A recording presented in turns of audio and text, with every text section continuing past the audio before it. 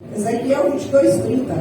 Busquei entre eles um homem que tapasse o mundo e se colocasse na brecha perante mim, a favor desta terra, para que eu não a destruísse, mas a ninguém achei. Amém? Glória a Deus, podeis assentar.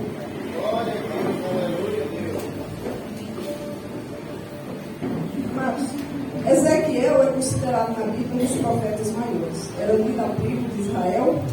E o tempo que Ezequiel profetizou, o tempo que Ezequiel escreveu esse livro, foi um tempo muito difícil para o povo de Israel. Ali, quando Nabucodonosor veio contra a cidade de Jerusalém, contra o povo judeu, contra a missão de Deus, por causa da maldade daquele povo, foi um tempo muito difícil para a nação. Mas Deus permitiu por conta da desobediência daquele povo, porque aquele povo tinha se afastado do Senhor. E quando Deus permite, não há como escapar, como diz a palavra, agindo de Deus, quem impedirá? Se o Senhor determinou, quem impedirá?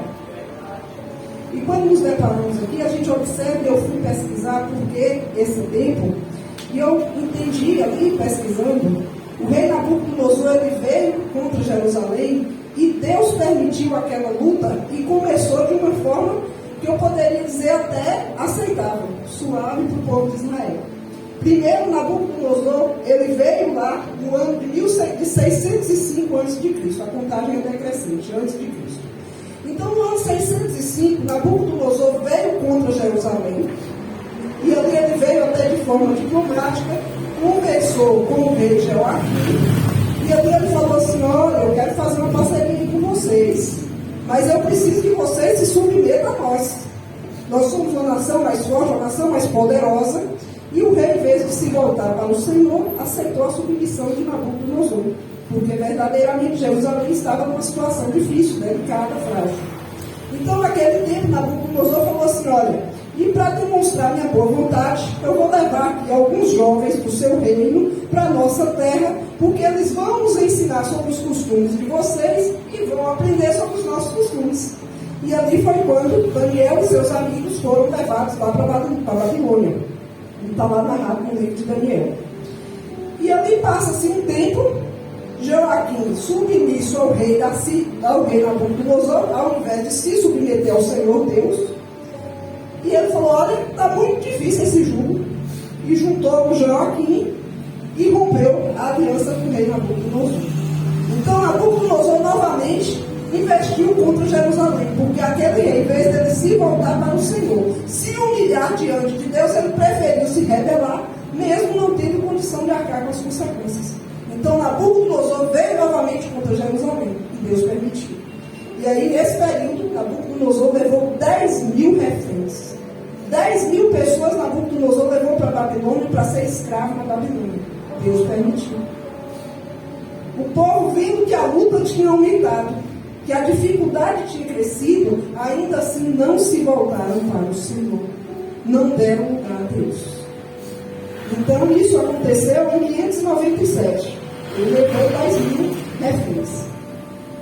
E ali, Joaquim continuou tentando, inclusive nessa época, ele levou até o rei Joaquim cativo para a Babilônia.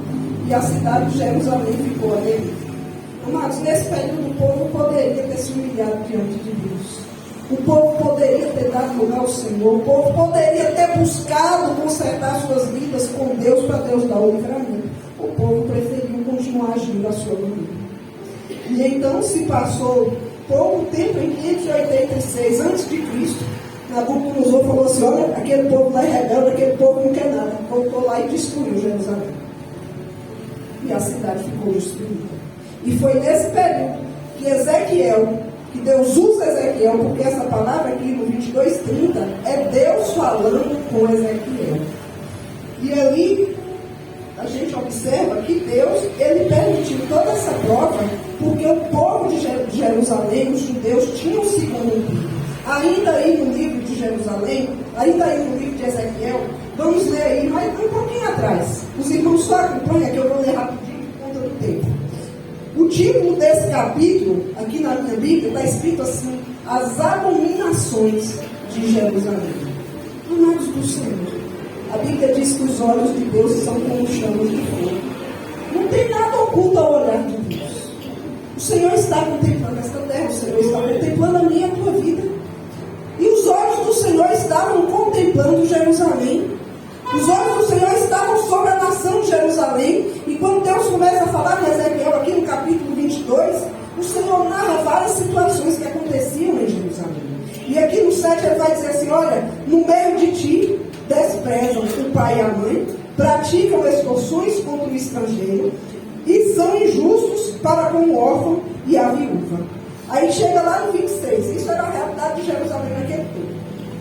Os seus sacerdotes transgridem a minha lei e profanam as minhas coisas santas. Entre o santo e o profano não fazem diferença, nem discernem o imundo e o limpo. E dos meus sábados escondem os olhos, e a mim sou profanado no meio deles.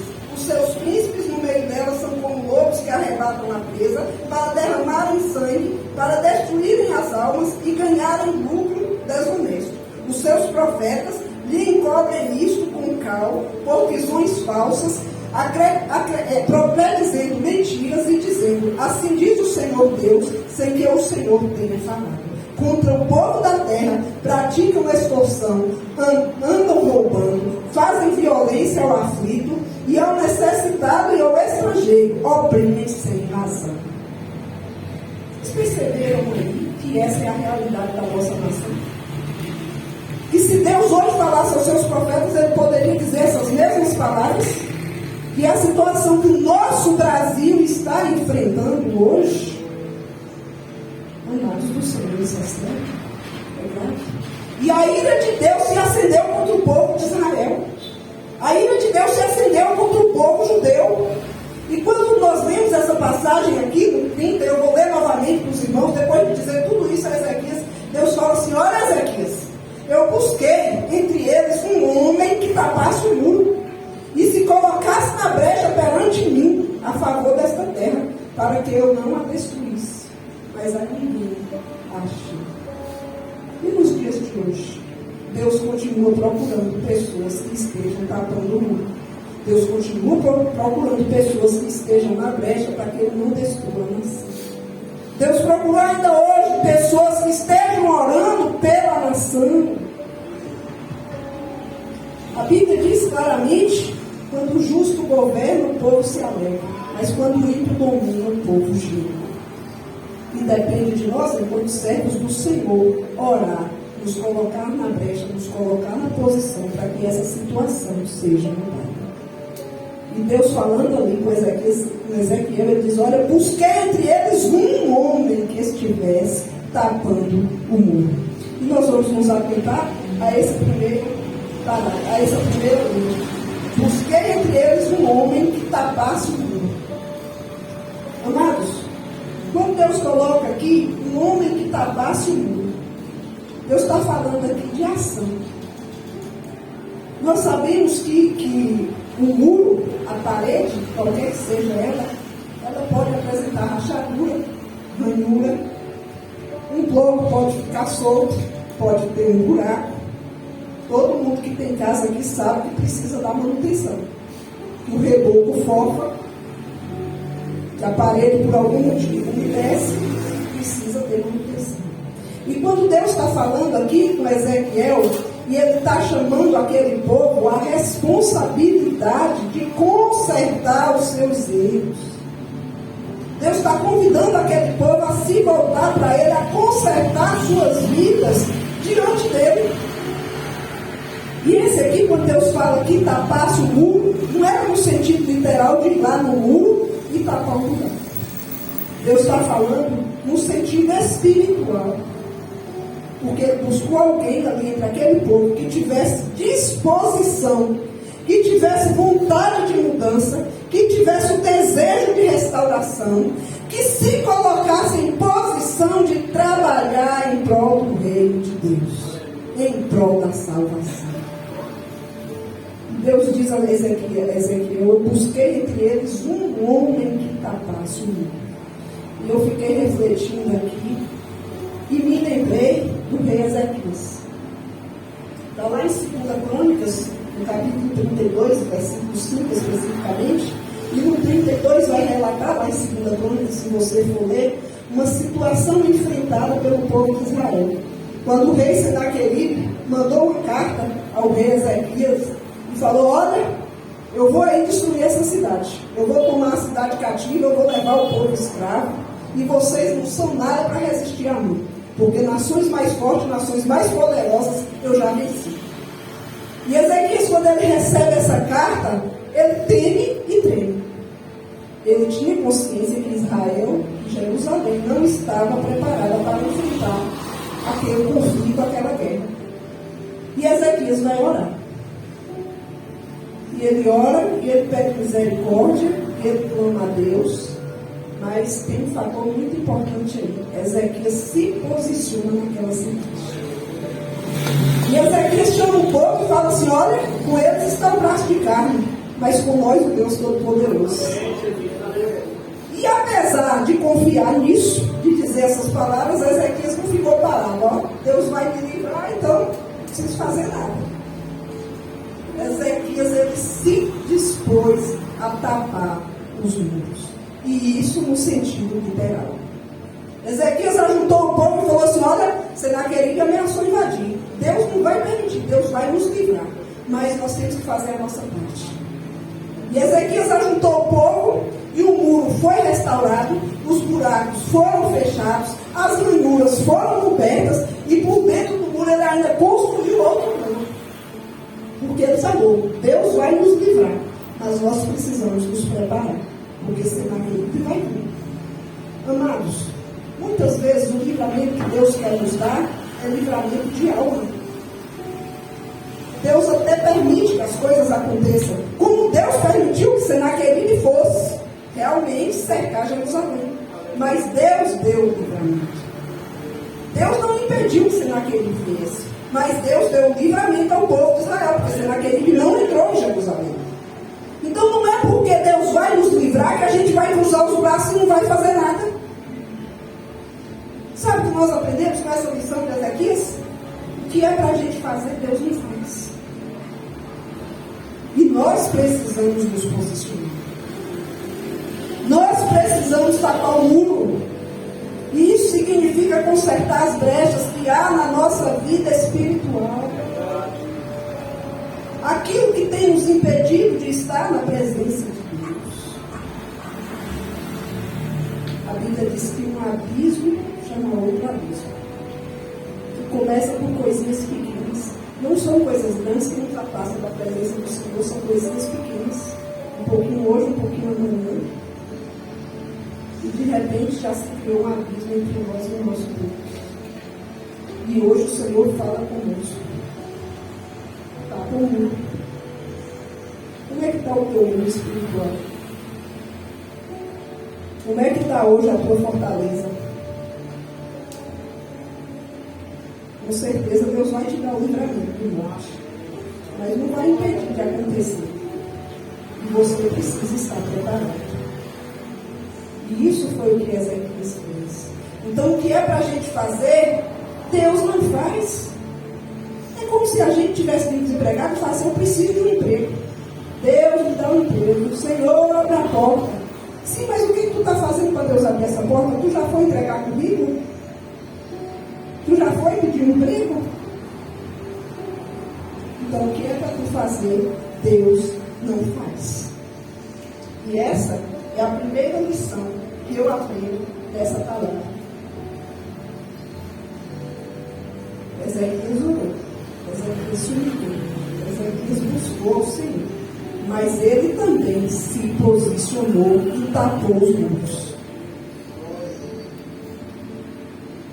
E nós precisamos fazer isso, nos posicionar nesse ponto, porque o Senhor hoje busca pessoas que estejam orando, que estejam tapando, para que ele venha livrar, para que ele venha guardar.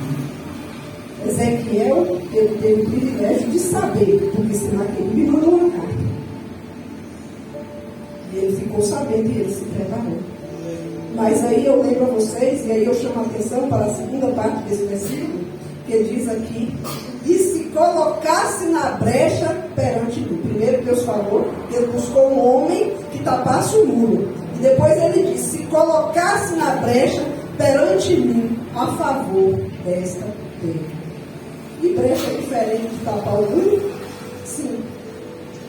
Porque no muro, como eu expliquei, pode ser um buraco, pode ser uma ranhura, pode ser uma fissura, pode ser uma rachadura. E brecha é um espaço aberto. Brecha no sentido literal, ela quer dizer, a brecha no sentido literal, ela quer dizer espaço, quer dizer vazio, quer dizer abertura. Isso é no sentido literal, fenda ou lacuna. No sentido literal, a brecha está numa parede ou numa estrutura física. Mas não era sobre a brecha literal que Deus estava falando. Deus estava falando sobre uma brecha espiritual. E se colocasse na brecha. Então a brecha que Deus estava falando aqui para o povo de Israel era um espaço que havia se aberto, porque faltava a comunhão do povo com Deus. Então o povo estava aqui, Deus estava aqui e o espaço estava vazio. E essa era a brecha. E esse é o espaço que Deus estava chamando o povo a se posicionar, a entrar literalmente nessa brecha. Porque o Senhor queria livrar aquela cidade do jugo de Senaqueribe. Mas ninguém se posicionou, ninguém orou, ninguém buscou o Senhor, ninguém deu lugar a Deus. E ele disse que ele buscou e não achou nenhum. E Deus estava indignado com o povo de Israel. E ninguém se posicionou nessa brecha. Então, amados, quando essa brecha ela é aberta, quando há esse espaço, isso é muito perigoso para a vida do crente. Porque a brecha ela oferece e ela traz consequências. Observe ali que Moisés, e eu fiquei refletindo e pedi ao Senhor sobre essa palavra, e Deus me trouxe vários exemplos que eu falo, Senhor, se o Senhor me der a palavra, o Senhor me dá a concordância. E Moisés é um dos exemplos mais claros de um homem da Bíblia que se colocou na brecha. Até no Salmo 106 vai dizer isso, que Moisés ele se colocou na brecha pelo povo de Israel. Está lá no Salmo 106, 5. Porque o povo de Israel, enquanto Moisés subiu ao monte e estava ali com o Senhor, recebendo as tábuas dos 10 mandamentos, o povo lá embaixo fez um bezerro de ouro e começou a adorar. E Deus, desde os céus, olhando, falou, olha Moisés, desce que o povo pecou. O povo está idolatrando. E Moisés desceu e Moisés também se indignou. E aí Deus falou, olha Moisés, esse povo é um povo de coração duro. É um povo de dura serviço. Eu vou destruir esse povo. Eu vou destruir toda essa nação e eu vou levantar uma outra nação por meio de ti. E aí Moisés se coloca na brecha e vai clamar ao Senhor. Amados, chegou a tal ponto a oração de Moisés, que Moisés falou assim, olha pai, então tira o Senhor meu nome do livro da vida se o Senhor não der o livramento desse povo. Olha quanto amor Moisés tinha por aquele povo intercedendo a Deus. E este é o segundo ponto desta palavra. O primeiro é se posicionar. Como Ezequias fez, ele tomou posição e ele fez o que era necessário. Isso é ação. E o segundo fator que eu chamo a atenção dos irmãos agora é a intercessão. É o se colocar na brecha, nesse espaço que foi aberto entre o homem e Deus. E foi isso que Moisés fez pelo povo de Israel. Ele falou, pai, não falava pai, ele falava Deus, Deus, o Senhor tirou esse povo do Egito com mão forte. O Senhor fez tantos milagres e maravilhas para tirar esse povo daquela terra. E agora o Senhor vai destruir. Deus, tem misericórdia dessa nação. O que é que os outros povos vão falar de ti? Que o Senhor tirou o povo do Egito para matar no deserto. E Moisés intercedeu por aquele povo. E Deus livrou. Deus não matou todo mundo, matou só os culpados. Porque Deus ia destruir toda a nação.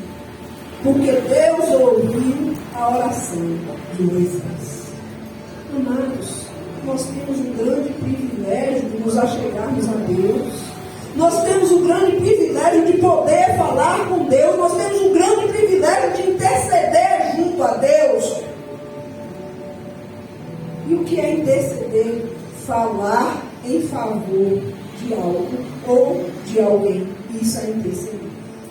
E isso é tão sério, porque Jesus, pouco antes ali de ser entregue, E ele falou para Pedro, ele sabia que Pedro ia passar pela tentação, que ele ia negar Jesus 3 vezes. E Jesus falou assim: olha, Pedro, o diabo pediu para te cirandar como cirando o trigo, mas eu intercedi a ti por ti. E Jesus intercedeu por ti. Não para que Deus o livrasse da tentação, mas para que a tentação não desanimasse, não fizesse com que ele se desviasse da fé. Então eu aprendo com isso, sabe o que, irmãos? Que o Senhor nos livra do mal maior. Ele permite até que a gente veja o livramento. Mas quando nós oramos, quando nós intercedemos, o Senhor chega e dá o livramento. E como nós sabemos disso? Sabe por quê?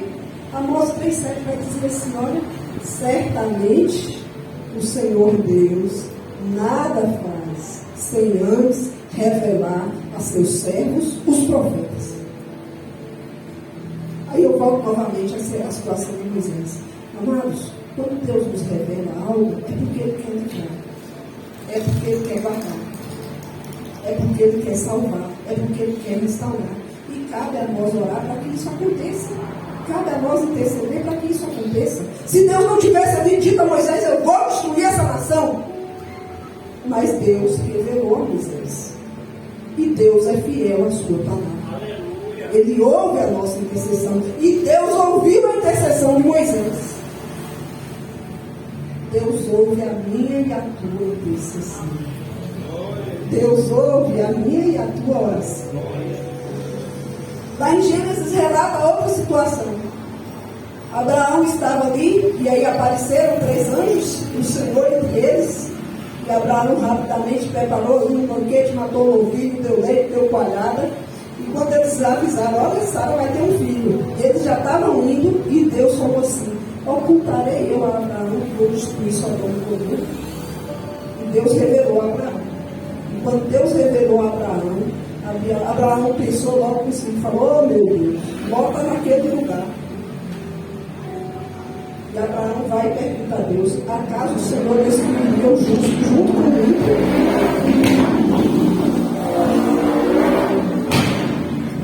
E Abraão começa a interceder por Ló. E aí ele começou: e se tiver 50 justos naquele lugar? Aí Deus falou: pelos 50 justos eu não destruiria. Mas lá não tinha 50. E no final eram só 4 almas, né? Ló, a mulher e as filhas.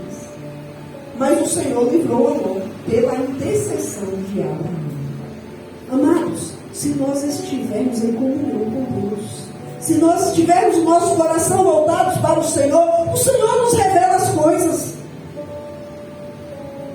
O Senhor fala para nós o que vai acontecer, o Senhor fala para nós o que está acontecendo. Porque antes que algo se materialize, se concretize nesse mundo físico, é primeiro preparado no mundo espiritual, onde nós não vimos, onde nós não temos poder nem controle. Paulo, ensinando aos discípulos, disse: olha, a vossa luta não é contra a carne nem o sangue, mas sim contra principados e potestades que habitam nas regiões celestiais. Um dia uma pessoa lá, eu fazendo um culto lá no hospital, a pessoa me questionou: como assim? E aí eu sabia que ele morava na roça. Eu falei assim: é como o senhor tem uma terra, e a terra está lá. E cá o senhor planeja e fala assim: eu vou fazer uma seca, e a terra está lá, inocente. E de repente o senhor já chega com madeira, com enxada, e começa a cavar o buraco e botar a madeira. Mas antes do senhor levantar a seca, propriamente dita, cá o senhor já planejou, já preparou o material e já levou. E isso é o mundo espiritual. Então, antes que se concretize aqui, no mundo espiritual já está feito. E é por isso que Deus nos levanta na Sudecai, para interceder. Porque hoje Deus nos chama a responsabilidade. E é dever de todo crente orar. Eu fiquei me perguntando. Eu gosto de questionar com Deus, porque Deus é bom. E Deus não nos deixa sem resposta. Pergunte para o Senhor, porque se você estiver atento, Deus vai falar no seu coração. E aí eu fiquei pensando: Deus é todo poderoso, Deus é soberano, Deus faz como Ele quer. Ele precisa de fato da minha da tua oração? Não, quem precisa é nós, dessa comunhão. Quem precisa é nós buscar essa intimidade com o Senhor. Quem precisa é nós clamarmos para que o Senhor venha contemplar as nossas vidas e nos livrar e nos guardar. E sabe por que mais, amados? Uma coisa que Deus me revelou e eu aprendi, eu glorifico o Senhor, porque o Senhor fala de oração, a oração da legalidade para Deus agir. Coisa linda, irmãos. Olha, nunca tinha pensado nisso. A oração, a intercessão da legalidade para Deus agir. Sabe por quê? E Paulo nos ensina isso. Lá em Tiago, Paulo vai dizer, 5,16, a oração de um justo pode muito em seus efeitos. Olha o que Paulo diz. A oração de um justo pode muito em seus efeitos. Aí eu lembro aos irmãos novamente Moisés orando por aquele povo rebelde, com saudade dos pepinos, da cebola lá do Egito. Povo de coração duro, que tinha visto o milagre de Deus, que tinha visto o agir de Deus e continuava na rebeldia. E eu creio que Moisés olhando ali, ele fala assim, realmente esse povo não merece. Mas ele tinha amor, ele tinha compaixão, e ele intercedeu por aquele povo. E Deus, por amor a Moisés, por ouvir a oração de Moisés, não matou aquela nação. Porque Moisés era um homem justo diante de Deus. Moisés tinha intimidade com Deus. E Deus ouviu a oração de Moisés. Moisés, naquele momento, ele se colocou na brecha para aquele povo, para que Deus não destruísse. E é assim, amados, comigo e contigo. E eu fiquei refletindo, imaginando, quantos de nós aqui tem filhos, tem irmãos, tem parentes, tem família que não está na presença de Deus. Pessoas rebeldes que a gente sabe que a vida é, né, a imunda. E aí, de repente, na madrugada, Deus nos acorda para orar.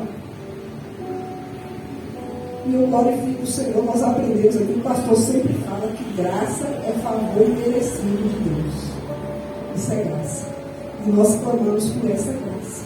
E quando nós intercedemos, Deus livra. Aí eu lembro a vocês a situação de Jó. Jó estava lá de sua vida sossegada. E a Bíblia relata esse diálogo. E Satanás vai diante dele e fala, eu te servo porque não tem bens, tem riqueza, tem tudo. Aí Deus vai lá, toca na vida de Jó. Amados, o inimigo vai diante de Deus pedir permissão para tocar nos nossos. E Deus permite. Mas ao tempo que Deus permite, Deus também nos levanta para orar pelo livramento. Porque a intercessão da legalidade para Deus agir. Quantas vezes Deus traz à mente uma pessoa e a gente começa a orar e começa a clamar, porque o Senhor quer livrar. Porque somos justificados pela fé. Somos justificados no Senhor e por isso Deus ouve a nossa oração. A oração de um justo pode muito em seus efeitos. E eu volto novamente aos irmãos, Amós 3,7.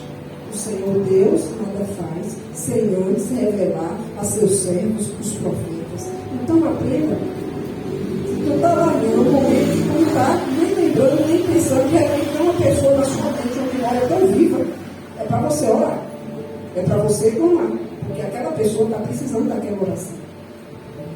Porque Deus está vendo que está preparado contra ela. E é por isso que nós oramos, é por isso que nós intercedemos, é por isso que nós precisamos nos colocar na brecha. Nos colocar na brecha por essa nação. O Brasil está precisando de oração.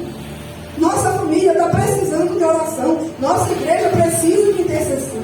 E nós precisamos nos colocar na brecha.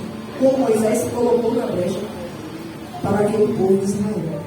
Como Débora se colocou na brecha pelo povo de Israel. Como Débora foi levantada juíza no momento que Israel precisava. Como Esther também se colocou ali na brecha pelo povo judeu, para que o povo judeu não fosse destruído. E a Bíblia nos dá vários exemplos de pessoas que se colocaram na brecha.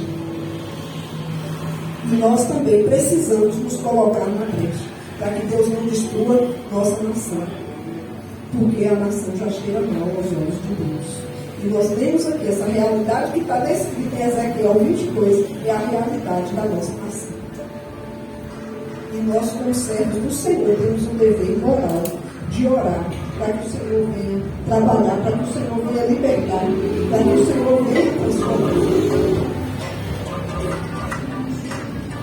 Porque a Senhor esteja disposto a destruir, ainda que o Senhor esteja disposto a derramar sua ira. Quando nós intercedemos, quando nós clamamos, quando nós nos humilhamos diante do Senhor, o Senhor Ele ouve a nossa oração. E aí eu volto ao exemplo de Ezequias. Ele até permitiu que Senaqueribe fosse, que Senaqueribe cercasse a cidade. Mas Deus não permitiu que ele entrasse. Não permitiu que ele guerreasse contra Ezequias.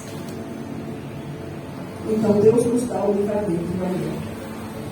Para que a gente veja e saiba que Ele é o Deus que faz. Não pela nossa força, mas pelo poder e a graça dele que é derramada sobre nós. Quando nós oramos, quando nós clamamos, quando nós intercedemos.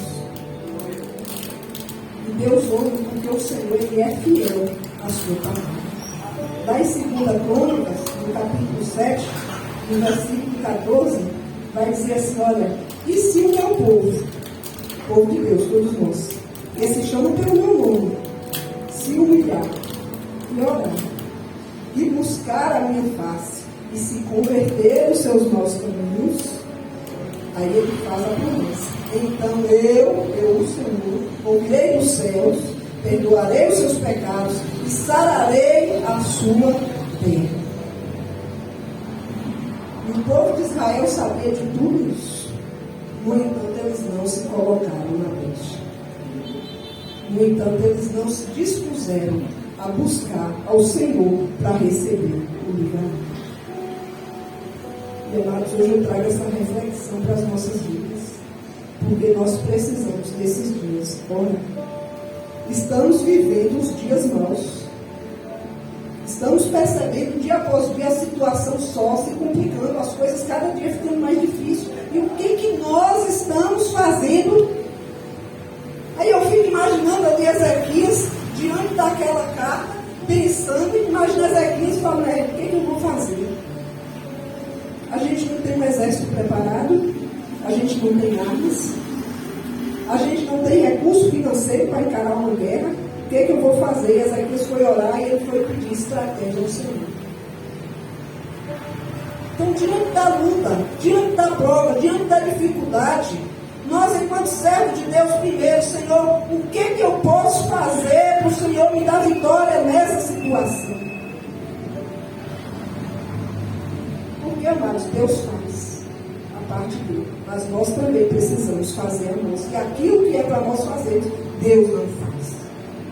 Então nós precisamos perguntar ao Senhor, coloca diante de Deus, está assim, assim, assim, o que eu posso fazer para o Senhor me dar vitória nessa situação?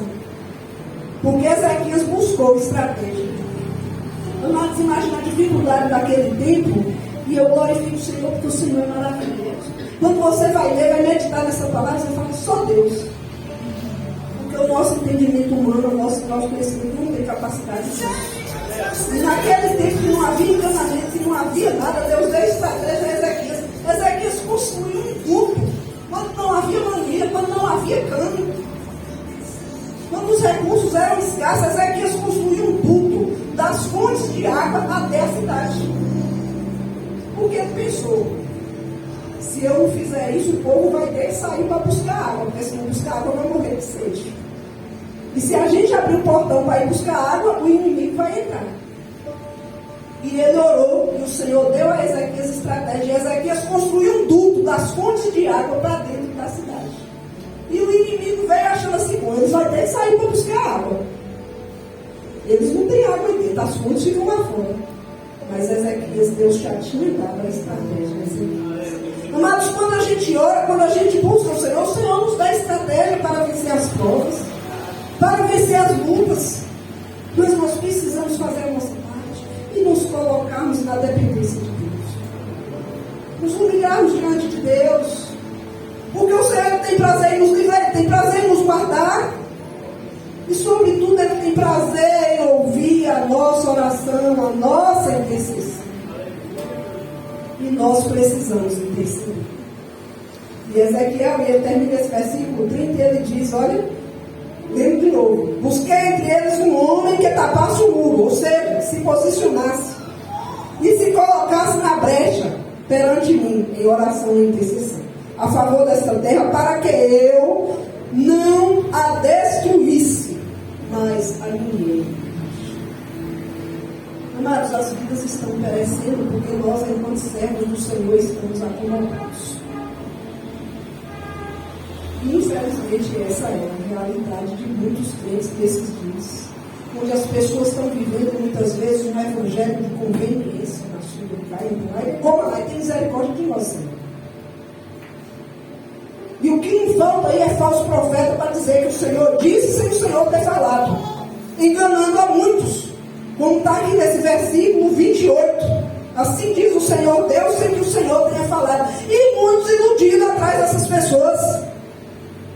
Esse evangelho de conveniência, onde as pessoas não têm compromisso com Deus, mas está todo dia ouvindo oração de 6 da manhã, de 6 da noite, e compartilhando com um todo. Que só quer saber da bênção, mas não quer compromisso com o abençoador. E o que Deus manda falar, eu vou falar para os filhos. Eu vou levar nada para mim. Enquanto nós, os servos do Senhor, não nos posicionamos, não nos colocamos na brecha para que Deus venha quebrar esses laços, para que Deus venha libertar essa nação. Nós temos o privilégio de ouvir a voz de Deus. Como diz Amós 3,7, o Senhor revela os seus segredos aos seus profetas.